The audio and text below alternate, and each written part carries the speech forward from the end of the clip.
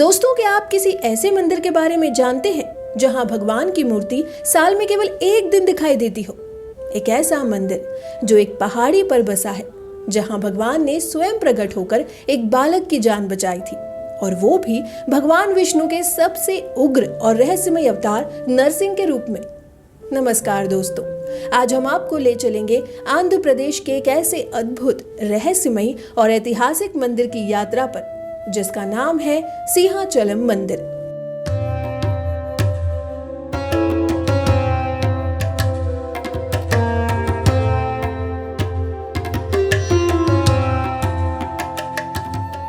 ये मंदिर विशाखापत्तनम जिले की खूबसूरत सिंहाचलम पहाड़ियों पर स्थित है। सिंहाचलम यानी सिंह की पहाड़ी, और ये नाम अपने आप में बताता है कि ये जगह भगवान नरसिंह से जुड़ी हुई है।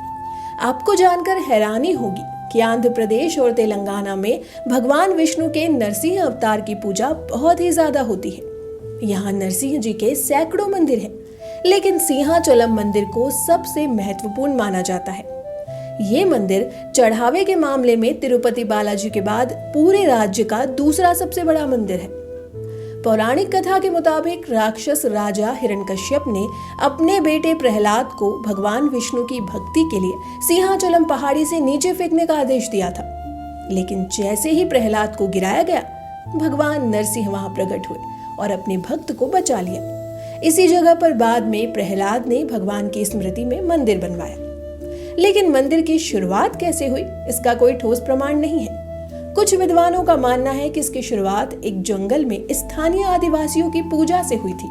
धीरे धीरे ये एक विशाल मंदिर में तब्दील हो गया। ऐतिहासिक मान्यता के मुताबिक 11वीं शताब्दी में चोल राजा कुलोतुंग प्रथम के शासनकाल में इस मंदिर का पहला बड़ा जिक्र मिलता है।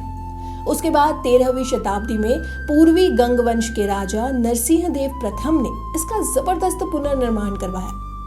आपको ये जानकर और भी आश्चर्य होगा कि यही वो राजा है जिन्होंने ओडिशा में प्रसिद्ध कोणार्क सूर्य मंदिर भी बनवाया था।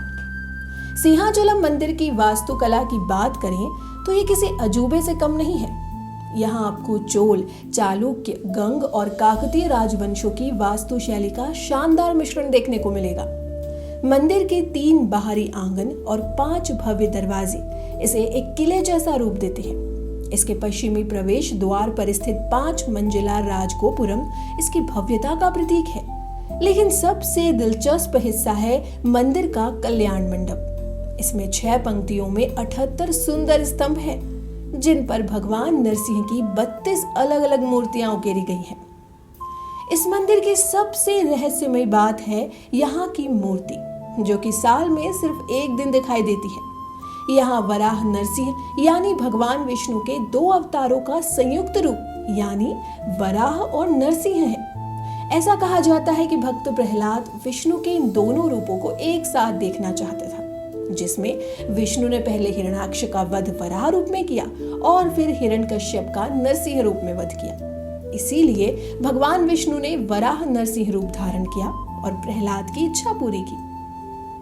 मजे की बात यह है कि ये मूर्ति साल के बाकी दिनों में पूरी तरह चंदन से ढकी रहती है। इस पर इतनी मोटी परत चढ़ा दी जाती है कि ये एक शिवलिंग जैसी दिखती है, और सिर्फ अक्षय तृतीया के दिन साल में एक बार इस मूर्ति को स्नान कराकर भक्तों को दर्शन कराए जाते हैं। इस उत्सव को चंदन उत्सव कहा जाता है और हजारों श्रद्धालु दूर दूर से इसे देखने आते हैं। इस मंदिर में लगभग 500 से ज्यादा शिलालेख हैं, जो हमें इसकी प्राचीनता और दान धर्म की परंपरा की जानकारी देते हैं। इन शिलालेखों में चोल, गंग, विजयनगर साम्राज्य के शासकों द्वारा दिए गए दान का जिक्र मिलता है। खासकर विजयनगर के राजा कृष्णदेव राय, जिन्होंने यहाँ पन्ना, हीरे और एक विजय स्तंभ भी बनवाया था।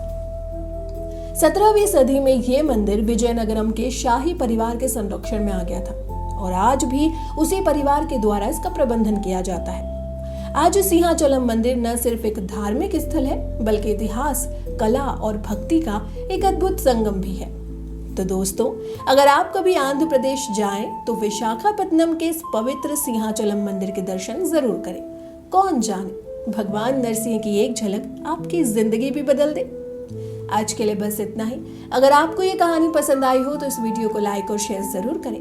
और ऐसी ही भारत की ऐतिहासिक और रहस्यमय कहानियों के लिए द स्टोरीज ऑफ भारत को सब्सक्राइब करना ना भूलें। फिर मिलेंगे आपसे एक और नई कहानी के साथ, तब तक के लिए धन्यवाद।